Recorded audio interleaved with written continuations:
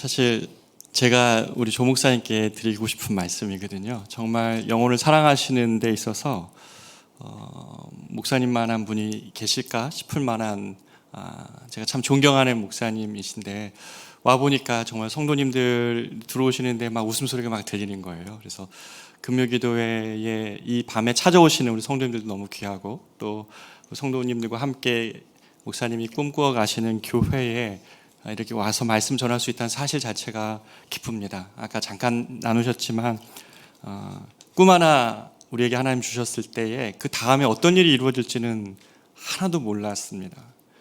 저희 교회는 심지어 오늘 어제 이사했습니다.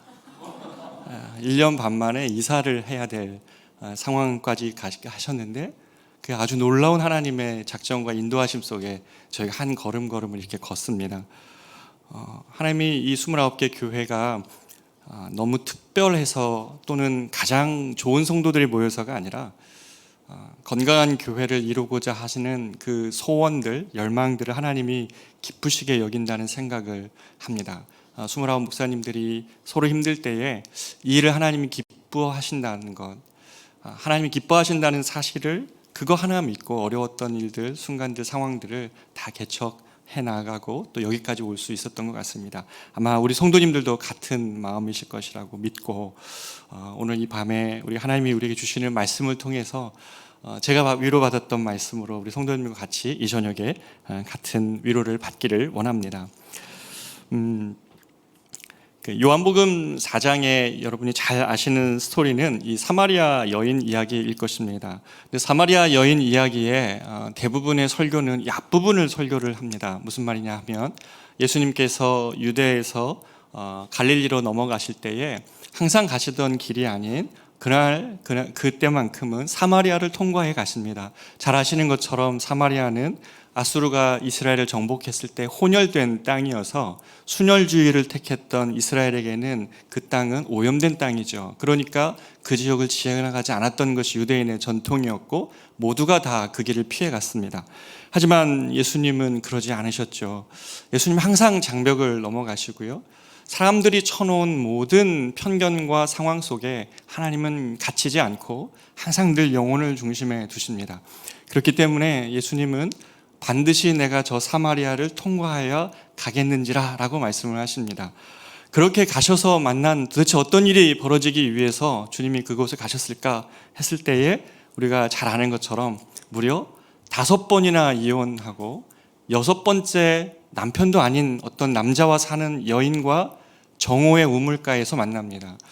혹시 성주순례 가보신 분은 알겠지만 중동으로 가보신 분은 알겠지만 낮 12시는요 아무도 돌아다니지 않는 때입니다. 특별히 물길로 오는 때는 정말 아니죠. 그 시간에 누가 물을 길러 옵니까? 물은 언제 길러냐면 해가 지기 전, 그렇죠. 해가 진 후 그리고 해가 뜨기 전 선선할 때 가서 여인들이 물을 지고 가서 또 거기는 우물이요 그냥 이렇게 물 긋는 것이 아닙니다. 계단을 타고 삥 둘러서 내려가서 바가지에다 물 떠서 그거 다시 이고 계단을 따라 쭉 올라와서 가야 되는 그런 우물 구조예요. 얼마나 힘듭니까? 아무도 낮에 가지 않는데 왜 이 여인이 낮에 물을 뜨러 갑니까? 이 여인이 살고 있는 수가성, 거기는요 100가구 남짓한 동네입니다.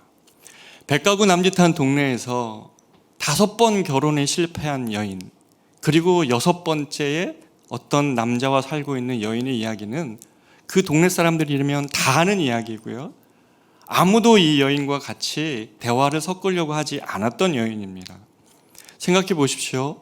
옛날에 우리도 우물가에서 별일 다 일어나잖아요. 동네 모든 이야기들은 다 우물가에서 물들거나 빨래하면서 옛 어른들 동네 이야기 다 하는 곳이 바로 우물가 빨래터인데 이 장소만큼은 이 여인이 사람을 만나고 싶지 않았던 곳이죠. 그렇기 때문에 그 시간에 이 여인은 물을 길러 갑니다. 하지만 예수님은 아십니다. 이 여인에게 지금 목을 축이기 위해서 마실 물이 필요해서 왔던 이 여인에게 진짜 필요한 것은 물이 아니라 밖에서 무엇을 채워서 이 여인의 인생이 해결될 것이 아니라 이 여인의 중심에서 솟아나와야 되는 생수가 필요하다는 사실을 압니다. 그렇기 때문에 이 여인에게 필요한 것이 네가 오늘 이 물을 통해서 마신다면 또다시 목마르려 그녀와 내가 내게 주는 물은 내 속에서 솟아나는 생수가 되게 하리니 내가 다시는 목마르지 아니하리라. 여러분, 하나님은 아시죠? 우리 인생이 다 밑 빠진 독이라는 걸 아십니다. 아무리 밖에서 많은 물을 마셔도요, 우리는 깨진 독입니다. 그렇기 때문에 다 흘러갈 수밖에 없는 그런 독이지만 우리 안에서 솟아나는 샘물이 있을 때에 어떠한 영혼도 살아날 수 있다는 말씀을 주님은 이 여인에게 이야기해 주십니다. 우리가 이런 말씀으로 요한복음 4장의 이 수가성 여인의 이야기를 많이 들어왔습니다. 그런데 저는 이 여인의 이야기가 거기서 끝나지 않는다는 데에 우리가 주목할 필요가 있다는 것입니다. 그 후반전 이야기를 오늘 나누고자 합니다. 정오의 우물가에 나온 이 여인의 뒷이야기는 이렇게 시작을 합니다. 제자들이 이 여인과의 대화가 예수님이 대화를 마칠 무렵 먹을 것을 구하러 갔던 동네로 들어갔던 사람들이 제자들이 돌아오는 거예요. 와서 보니까 예수님이 사마리아, 그것도 여인과 이야기를 나누는 거 보면서 너무 이상히 여깁니다. 이건 한국말 번역이기 때문에 그 뉘앙스가 안 살아나는데 히브리어 원문을 보면, 헬라어 원문을 보면 납득이 안 돼서 너무 놀랐다 이렇게 되어 있습니다. 어떻게 예수님이 지금 저 사마리아 여인과 이야기를 나누고 있지? 무척 놀라운 일이라는 것이죠. 상종할 수 없었던 여인인데, 그런데 예수님과의 대화는 사람을 변화시키는 능력이 있습니다. 이 예수님과 이 짧은 대화를 통해 이 예수님을 만나서 정말 그 예수님과 대화를 나눈 이 여인이 내면이 변화가 돼버린 겁니다. 이 여인의 행동을 한번 보십시오. 28절 보면 여자가 물동이를 버려두고 동네로 들어가서 사람들에게 이르되, 여긴 두 가지 변화가 보입니다. 첫 번째는 이 여인이 이제 자신이 지금 우물가에 나온 이유를 잊어버립니다. 그리고 두 번째, 자신이 그렇게 사람들과 상종하지 않고 싶었고 만나고 싶지 않았고 나의 인생을 향하여 수군거리는 저들을 향하여 가고 싶지 않았던 그들에게 예수님을 알리기 위하여 지금 가고 있다는 것입니다. 예수님을 우리가 만나서 그 예수님을 만난 기쁨으로 우리 안에 채워지면요, 바로 이러한 여인과 같은 진짜 변화가 일어나는 것이 우리가 예수님을 만나야 될 이유인 것이죠. 정오의 장렬하는 태양빛 속에 우물가에 그 시간에 간다 할지라도 사람들에게 담쌓고 살고 그들과 마주치는 것이 싫었던 이 여인이었는데, 이 여인이 지금 바로 그들 틈으로 달려가고 있는 것이죠. 예수님과의 만남은 이런 변화를 만들어냅니다. 이 여인은 알게 모르게 장벽을 치고 살았어요. 사람들 가운데 이 여자 스스로가 만든 것이기도 했죠. 왜냐하면 사람들이 나를 이렇게 평가할 거야. 사람들은 나를 이렇게 수군거릴 거야. 사람들은 나를 이렇게 약하게 볼 거야. 나쁘게 볼 거야. 수많은 오해, 때로는 자기가 한 잘못, 그 모든 것들 때문에 사람들의 말이 싫었기 때문에 그들에게 담을 쌓았기도 했고, 또 그 사회가 만든 것이기도 했죠. 그런 여인과 가까이 가서는 안 된다. 여인은 이 장벽을 통해 동떨어진 존재로 살아갑니다. 마음의 귀를 닫고 장벽 너머의 사람과 소통하지 않으며 살아갑니다. 그런데 이 여인이 예수님을 만나자 어떻게 됩니까? 이 여인이 이 장벽이 있었다는 사실을 잊어버리게 됩니다. 그리고 예수님을 만난 그 기쁨이 이 장벽이 있었다는 사실을 잊고 그들에게 달려가게 한다는 것이죠. 장벽의 존재를 잊게 하는 것 누구입니까? 우리 인생에 우리는 많은 담을 쌓고 삽니다. 아내와 남편 사이에, 아내와 자녀 사이에, 부모와 자녀 사이에, 동료 사이에, 심지어 교회 안에서도요, 다투고 장벽을 쌓아놓고 그렇게 살아갑니다. 수많은 장벽이 우리 안에 있지만 예수님을 우리가 만나면 그 예수님이 우리 안에 주신 그 은혜와 그 기쁨이 우리 안에 그 장벽이 있었다는 사실을 잊어버리게 할 만큼 그들에게 다가가게 하고 그들에게 달려가게 한다는 것이죠. 이 여인은 자신을 향하여 실패자라고 손가락질하고 수군거릴까 봐 장벽 너머에 있는 사람들을 상상만 해왔는데, 예수님을 만나 변화가 일어나니까 그러한 혐오와 경계를 넘어 사람들에게 달려갔습니다. 그리고 입 밖에도 내고 싶지 않았던 말을 꺼내죠. 자신의 수치와 아픔의 일들은 사람들의 입에 드러날까 봐 정말 두려웠는데 이 여인이 이렇게 얘기하는 겁니다. 사람들에게 내가 행한 모든 일을 내게 말한 사람을 와서 보라고 말합니다. 이 말만큼은 아무에게도 드러내고 싶지 않은 일이죠. 자신이 어떠한 결혼의 실패를 하고 살았는지, 어떠한 험한 인생을 살았는지, 사람들에게 거론되고 싶지도 않았던 그 일들, 꺼내어보고 싶지도 않았던 그 일인데, 예수님은 내가 행한 모든 일을 알고 있는 그분, 내가 그분을 만나노라고 그렇게 사람들에게 말하며 와서 이 예수님을 보라고, 와서 이 예수님을 보라고, 내 인생을 바꾼 이 예수님을 보라고 말을 하는 것입니다. 얼마 전 뉴스에 나왔죠. 우리 한국 사회에도요, 이런 고립된 삶을 살아간 사람들이 정말 많습니다. 고립 은둔 청년들만 서울시에만 통계적으로 13만 명이라고 그래요. 청년을 4명 중에 1명 정도가 이런 고립된 삶을 살아가는 겁니다. 1년이고 2년이고 3년이고 청소년까지 합하면요, 서울시에만 23만 명의 청소년들이 집 밖을 안 나고 고립하고 은둔하고 산다 그러고요, 우리나라 전국적 통계로 하면 63만 명이래요. 여러분, 이게 믿겨지세요? 혹시 여러분 주변에도 이런 사람들이 있습니까? 단절되어 살고 고립되어 살고 뭔가의 삶에 꽉 갇혀서 그 문 밖에 어떤 경계 하나를 넘어가지 못하는 많은 사람들이 있습니다. 우리 청년들의 인터뷰를 해보니까요, 대인관계가 너무 어렵다는 거예요. 사람들 만나는 게 너무 두렵고 반복되게 인생에서 실패를 경험하다 보니까 나는 할 수 없구나, 뭘 해도 할 수 없는 존재구나 라는 스스로를 향한 엄청난 비하 때문에 이 문 밖을 못 나가는 겁니다. 목숨을 건 경쟁사회, 그리고 능력이 아니면 아무것도 자신을 알아주는 사람이 없는 이러한 문화 속에서 그들은 그런 삶을 선택했다고 답을 합니다. 너무 안타깝죠. 여러분, 얼마 전에도 저희 동네, 저는 서초동에서 목회를 하고 있는데, 서초동에서 10분만 가면 신림동이 나오는데, 거기서도 엄청난 그런 대낮에 삶을 비관하는 그 사람이 사람들 향하여 칼을 휘둘렀고, 어제는 서현역에서 그런 일이 일어났지 않습니까? 여러분, 이런 현상이 지금 뭘 말하고 있을까요? 사람들 안에 있는 엄청난 실패와 좌절감이 지금 팽배하다는 이야기입니다. 많은 사람들이 고립되어져 있고요, 많은 사람들이 아파하고 있습니다. 공교롭게 그 주간에는 저희 바로 옆에 있는 교회 옆에 있는 학교에서는 서희초등학교 일이 벌어졌고, 10분 거리에서는 신림동에 그 사건이 벌어지는 걸 보면서 저희 교회 성도들과 같이 좀 울었습니다. 도대체 우리가 이 시대에 예수를 믿는다는 건 뭘까? 우리가 이 시대에 예수를 전해야 될 이유가 뭘까? 우리 참 많이 이야기를 나눴습니다. 보십시오. 예수를 만나면 어떤 일이 벌어집니까? 정말 이 여인과 같은 일들이 벌어지는 것입니다. 이 여인과 같이 예수님을 만나야 된다는 것입니다. 예수님을 만나서 자신의 상처와 아픔을 다룰 줄 알아야 됩니다.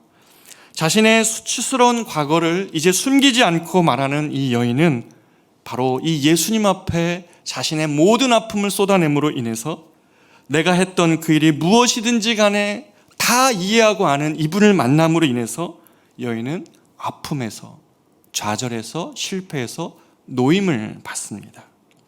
그렇기 때문에 이 여인은 예수님을 그냥 단지 위대한 스승 만났다 얘기하지 않고, 위대한 치료자 만났다 얘기하지 않고, 이 여인의 입을 통해서 내가 드디어 그리스도를 만났다 이렇게 이야기를 합니다. 사랑하는 저와 여러분에게도 이러한 예수님을 만나야 될 이유가 있지 않습니까? 여러분의 가정에도 혹시 한 발자국도 못 뛰어내는 우리 자녀들을 두고 있지 않습니까? 혹시 나의 남편이, 나의 아내가 또는 가까운 지인들이 이렇게 고립되어 아파하는 지체들이 있지 않습니까? 우리가 왜 예수를 전해야 됩니까? 왜 이 시대가 그렇게 예수가 필요합니까? 바로 이 여인의 이야기는 우리 시대의 자화상을 보여주고 우리 시대가 왜 예수님을 전해야 되는 이유가 있다는 사실을 알려주고 있죠.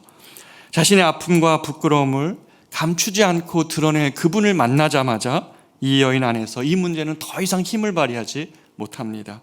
그렇기 때문에 이는 그리스도가 아니냐라고 이 여인이 말하고 있는 것이죠.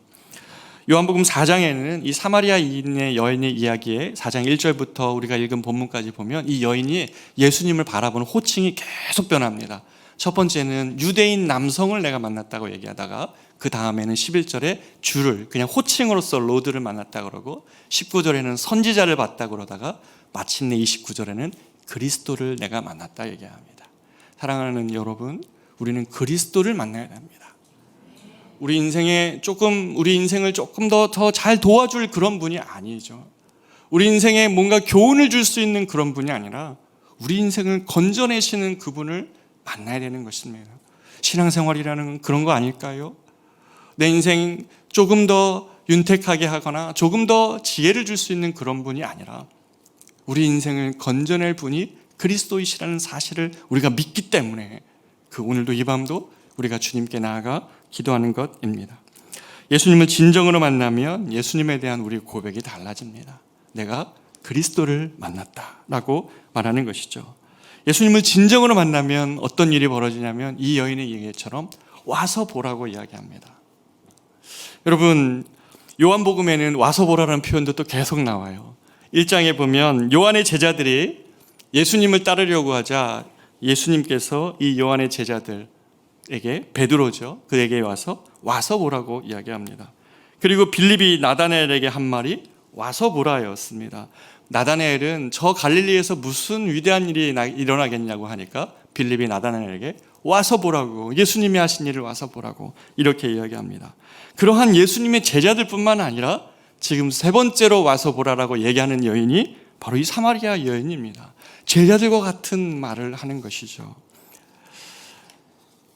우리는 이 29개 교회, 우리 수원 꿈꾸는 교회도, 저희 교회도 우리가 다 꿈이 있습니다. 그리고 소원이 있었습니다. 그러나 1년 반을 이렇게 지나다 보니까 우리가 뭔가 남들과 그렇게 다르지 않다는 사실을 확인합니다. 우리도 한계가 있고요. 우리도 약점이 있고요. 우리도 어떤 정말 건강한 교회를 향하여 출발했지만 우리 안에 있는 많은 부족함이 보입니다. 그렇기 때문에 우리가 우리 모습 보고 오라고 말하는 것 아닐 겁니다. 우리 모습, 우리가 이 정도 사역합니다. 우리는 이렇게 잘 시스템을 갖췄습니다. 이런 좋은 설비를 갖고 있습니다. 그거 아니잖아요. 그거 갖추고 있어서 오라고 하는 것이 아니라 이 여인처럼 내게 추했고 감추할 것 많은 우리들이지만 예수님을 만난 기쁨이 우리 안에 있을 때에 조금 부족한 것 있고 조금 우리 안에 시설이 또 부족할 수도 있고 공간도 부족할 수 있고 뭔가 다 약할 수 있지만 우리가 예수를 만났기 때문에 와서 보라고 말할 수 있는 것 아닐까요? 우리의 모습을 보라고 이야기하는 것이 아니라 내가 만난 그리스도, 그분을 당신도 보았으면 좋겠다고 이야기하면서 그들을 초청할 수 있는 것 아닐까요? 은둔해서 이곳저곳에서 아파하고 있는 그들에게 예수를 만나보라고 그들을 초청할 수 있는 것 아니겠습니까?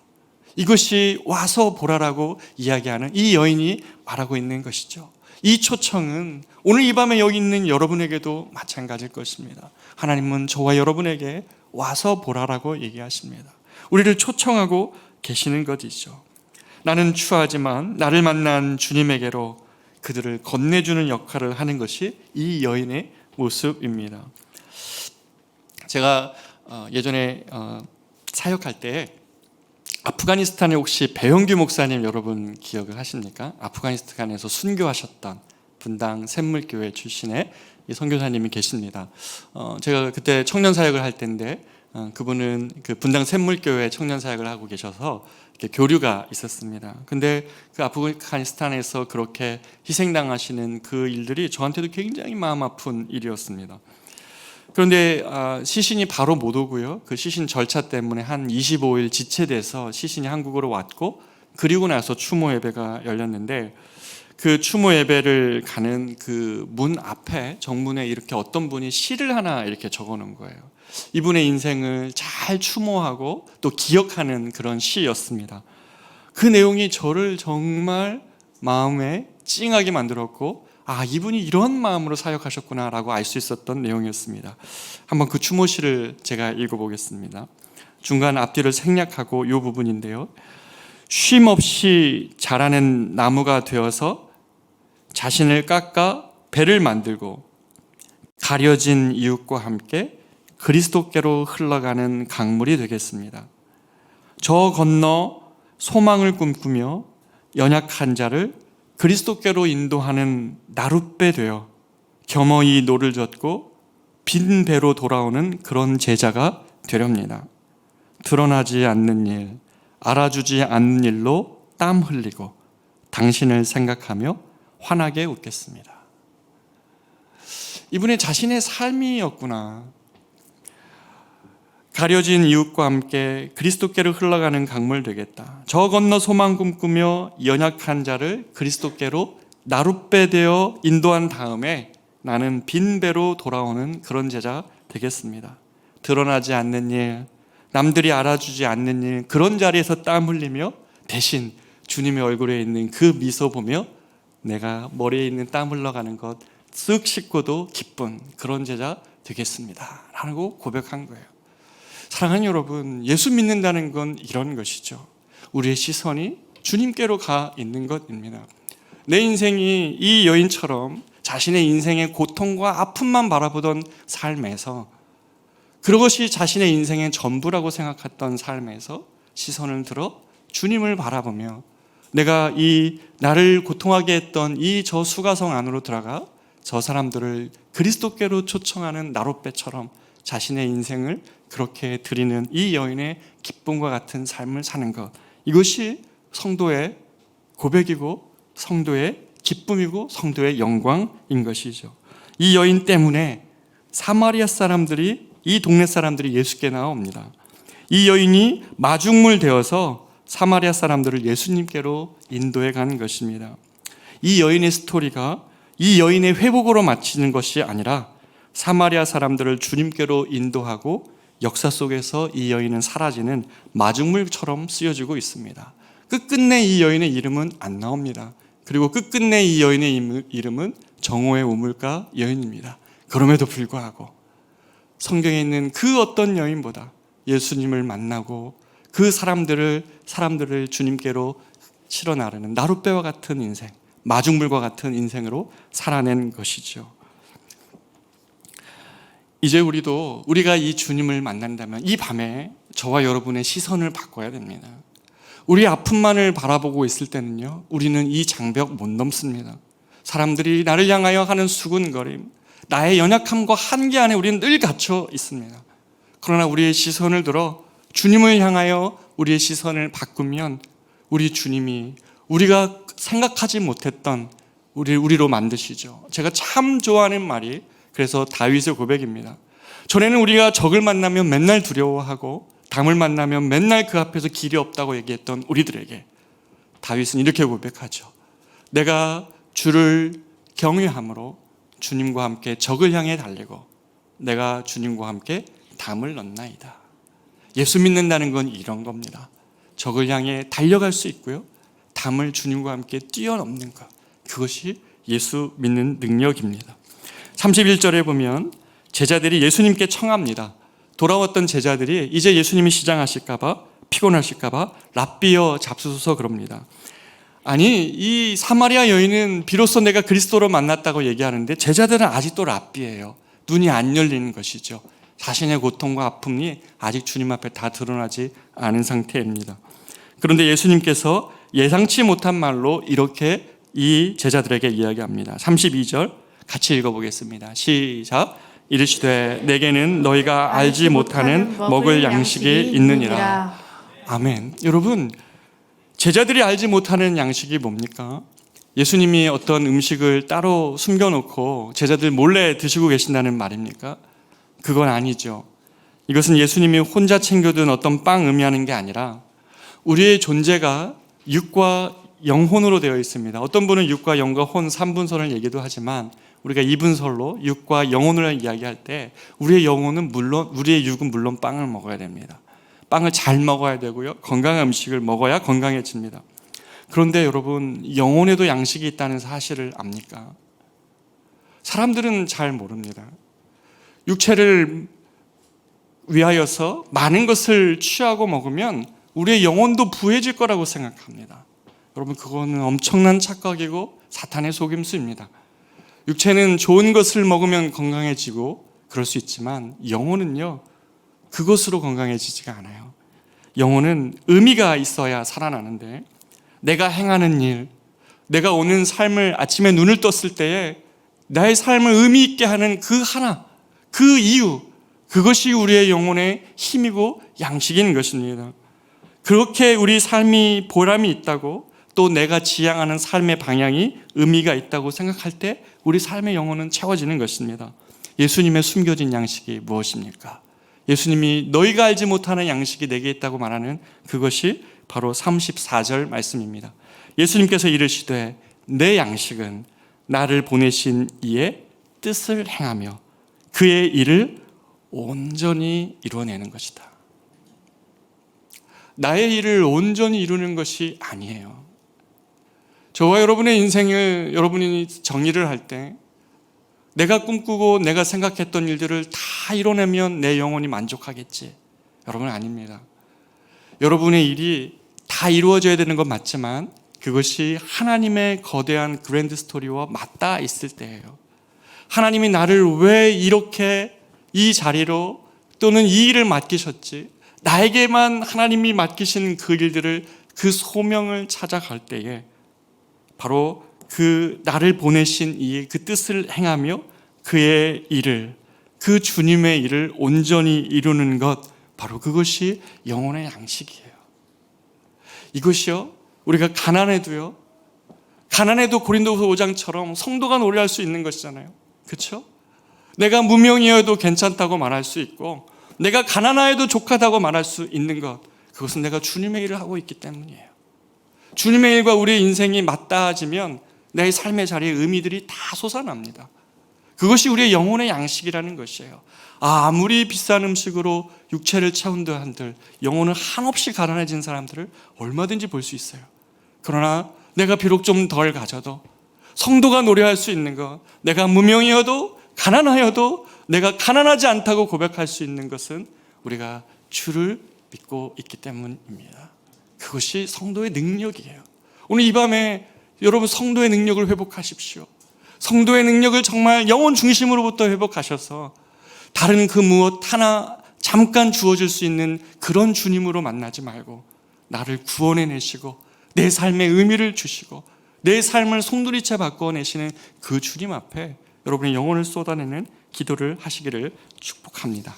마지막으로 예수님께서 이 대화를 이어가시면서 너희 눈을 들어 밭을 보라, 희어져 추수하게 되었다라고 말씀하실 때, 이 추수하게 되었다는 이 말은, 희어지게 되었다는 말은 사마리아 사람들이 흰 옷을 참 좋아했습니다. 그래서 그 사마리아 사람들이 주님께 돌아올 것에 대한 예수님의 말씀입니다. 그런데 예수님이 36절에서 이렇게 이야기합니다. 거두는 자가 이미 삭도 받았다. 이미 과거형으로 이야기하고 영생에 이르는 열매를 모으나니라고 말씀하십니다. 예수님이 거두는 자인데 무슨 싹을 이미 받으셨다는 겁니까? 그것은 예수님이 받은 싹은 바로 그 사마리아 사람들이 돌아오는 것. 그 중에 특히 저 자신의 영혼이 회복되어서 저 자신의 인생의 가장 고통스러웠던 그곳을 예수와 함께 걸어가고 있는 저 여인의 뒷모습을 보면서 나는 이미 삭을 받았다고 말하는 것이에요. 여러분, 예수 믿고 받는 삭이 무엇입니까? 내가 이 정도 했으면 주님이 이 정도 축복 줘야 되는 것 아닙니까? 그것이 내게 돌아와야 될 삭 아닙니까? 우리 이런 얘기 많이 하잖아요. 그런데 그거 아닐 수 있어요. 성도의 삭은 그거 아닐 수 있어요. 하나님 우리에게 그런 부분들에 대하여 약속해 주셨죠. 우리가 하나님 나라를 위해 살면 너희 먹을 것 마실 것 내가 책임지겠다 약속해 주셨잖아요. 우리가 그것 믿고 나가면서, 그러나 진짜 삭은 우리 같은 인생을 하나님과 연결해서 살아갈 수 있게끔만 만들어 주신다면 그런 다른 것들에 대하여서 이겨내고 또 감당하고 또 그런 일 가운데 하나님이 주시는 아주 세밀한 은혜들에 대해서 눈치채게 되고 알아내면서 우리는 살아낼 수 있는 능력이 생기는 것입니다. 사랑하는 여러분, 이 여인이 마지막으로 이렇게 이야기합니다. 이 본문은 이렇게 끝납니다. 여자의 말이 내가 행한 모든 것을 그가 내게 말하였다 증언하므로 그 동네 중에 많은 사마리아인이 예수를 믿는지라. 아멘이죠. 아멘.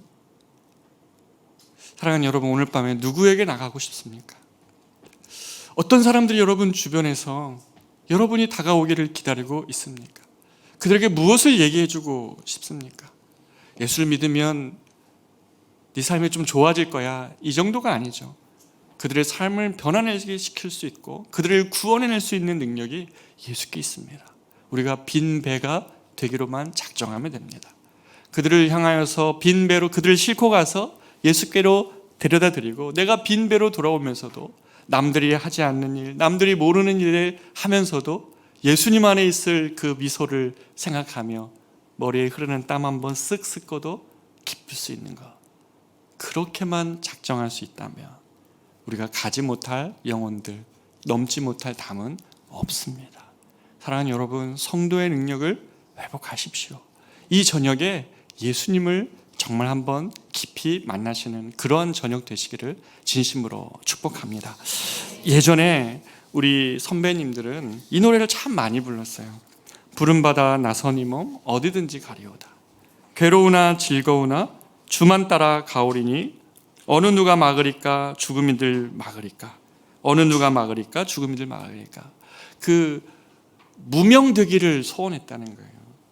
근데요, 요새는요 인터넷이 발달되고 막 사람들이 이렇게 막 조회수 경쟁하고요, 설교를 올려도 그런 것들로 평가되고 영성이 달라진 것 같아요. 우리 선배들은 내가 드러나는 것보다 주님이 드러났으면 좋겠고, 남들이 안 간 길이면 내가 대신 가겠노라고 그렇게 고백하며 신앙생활을 했는데요, 요새는 그것이 정반대로 가버렸어요. 저와 여러분에게 이 수원 꿈꾸는 교회가 가야 될 목표도 저는 여기 있다고 생각을 합니다. 우리가 더 많은 시스템, 더 많은 무엇 때문에가 아니라 우리 안에 있는 예수 그리스도, 그분을 정말 만나고 그 기쁨으로 사람들을 초대할 때 남들이 가지 않는 길을 갈 수 있는 용기와 믿음도 우리 꿈꾸는 교회 안에 정말 하나님 주신 열매처럼 그렇게 하나님은 부어주실 것이라고 믿습니다.